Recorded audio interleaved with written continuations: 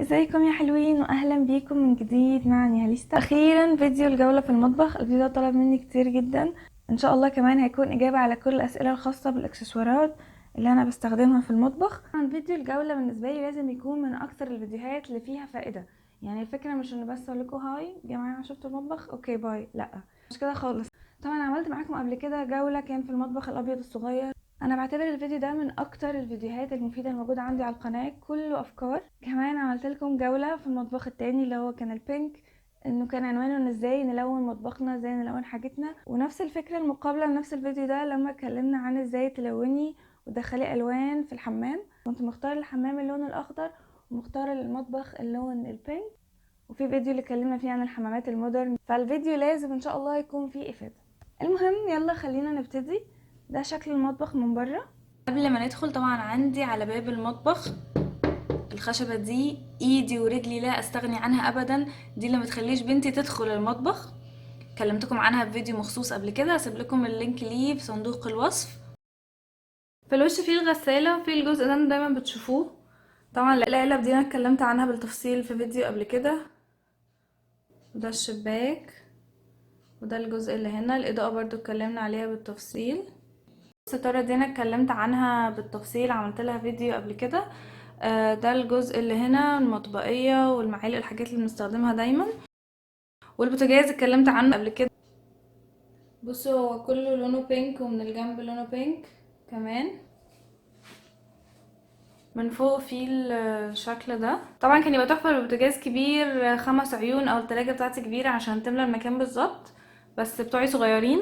حاولت دورت كده اشوف حد بيبيع نفس الالوميتال ده اجيبه بالظبط، وفكرت ان انا اعمل دولاب في الجنب كده بالطول عشان يقفل لي الجزء ده ويبقى مظبوط. بس حسيت ان انا هضيع الشكل وخفت يبوظ، واصلا ما لقيتش نفس النوع ده بالظبط، وخلاص لغيت الفكره اصلا. هنا بقى في دول، واللي تحت ده الوحده، الجزء ده الوحده البلاستيك انا حطاها ان انا بحط فيها الحاجات بتاعت لينا الشوك والمعالق والحاجات اللي بستخدمها لها يوميا يعني. لان هما اكتر من كده بكتير، ف عشان الدوشه. واللي فيها المعالق والشوك دي، بصوا انا من محبين ان الدنيا تبقى رايقه مفيش زحمه. يعني انا حاطه كل الادوات اللي بستخدمها في الدرج دول، كام حاجه كده بس اللي لونهم اخضر انا مجمعاهم مع بعض. وفي العلبه دي انا عاملاها بالديكوباج، دي اصلا كانت علبه شوفان. وده بقى البويلر المستخدمه محطوط تحت فيه فيشه. وشفشق الميه ده انا اللي عاملاه كده باللون الموف. فده الجزء اللي هنا. في الجنب ده فيه الساعه. طبعا الساعه دي احنا عملناها مع بعض، احنا هو الساعه 5 المغرب. والرف ده من ايكيا. وده كولدير الميه انا برضو ملوناه من تحت بينك. دي وحده البصل والثوم. فوق انا بس حاطه مناديل، وحاطه الكوبايه اللي احنا دايما بنشرب فيها ميه. بس دول اللي انا حطاهم هنا. ده كتاب، الكتاب ده هعرفكم عليه دلوقتي بالتفصيل. كده في باسكت الزباله، وانا حاطه هنا ممسحه والمكنسه على جنب، بصوا مش باينين يعني. ودي التلاجة فوق فيها دول. وهنا ده جريل، ودي تلاجة صغننة قديمة. بالنسبة للتلاجة بقى الجزء البينك والحاجات دي انا اتكلمت عنها في فيديو قبل كده، انا هسيبكم تشوفوه. طيب بالنسبة للحاجات اللي ظهرت في المطبخ وانا موقفتش عندها شرحت فيها كتير، ده لان انا متكلمة عنها في فيديوهات قبل كده. يعني الاضاءة دي اسمها اضاءة ليد او شريط ليد، بيتباع منه كل الالوان. انا عامله له فيديو مخصوص قبل كده، مصوراه من قريب وقايله بيتباع فين هنا وفي مصر واسعاره وبتثبت ازاي وبتلزق ازاي وسعره ايه، هتلاقوه على القناة. هسيب اللينك في صندوق الوصف، وهسيبه كمان في اول تعليق تحت الفيديو. اللون البينك اللي موجود على البوتاجاز والتلاجة والبلاستيكات برضو كلمت عنهم بالتفصيل في فيديو المطبخ. ستارة المطبخ برضو كلمتكم عنها بالتفصيل، جبتها منين وفصلتها ازاي وسعرها والكلام ده. وحتى وحدة البلاستيكات الصغننة دي لانها تقريبا اجدد حاجة جبتها برضو، وانا بركبها كنت عاملاها في فلوج كده معاكم.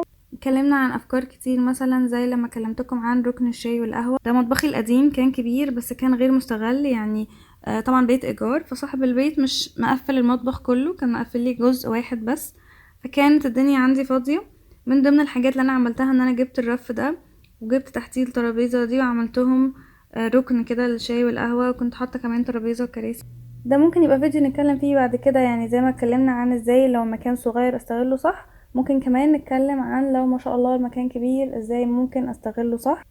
بالنسبة للساعة دي عملناها فيديو مخصوص لان كنت بتسأل عليها كتير قوي لما كنت بتشوفوا الساعة اللي عندي. فعملناها مع بعض من الالف الى الياء، سهله جدا ورخيصه جدا جدا. بالنسبه للعلبه الموف الصغنونه اللي على شكل عنب دي الخلطه اللي انا بعملها اللي بتخلي ايدي دايما ناعمه وجميله وطريقه اورجانيك زي ما بيقولوا، يعني لو جت ايدك في الاكل ما تقلقيش منها خالص لو في اطفال. وبالنسبه بقى لفكره ان انا افتح دواليب المطبخ والظرف واوريكم ايه اللي موجود فيها، مع احترامي لاي حد بيعمل كده، يعني انا مش بقول ان هو غلط، بس انا بالنسبه لي ده شيء مش مريح. يعني انا مش هكون مرتاحه ابدا ان انا اجي كده وامسك الكاميرا وافتح في دواليبي وافتح في حاجتي واصور كل حاجتي من جوه انا عاملاها ازاي.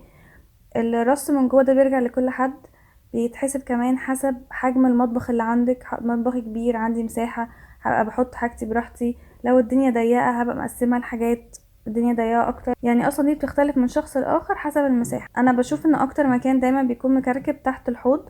ما كانش عندي مشكلة خالص ان انا افتح لكم الضرفة واوريكم انا مرتباها ازاي بحاجات كالعادة سهلة وبسيطة ومتوفرة، مش الحاجات اللي هي مخصوصة بقى اروح اشتريها من ايكيا ولا اشتريها من اي مكان، لا.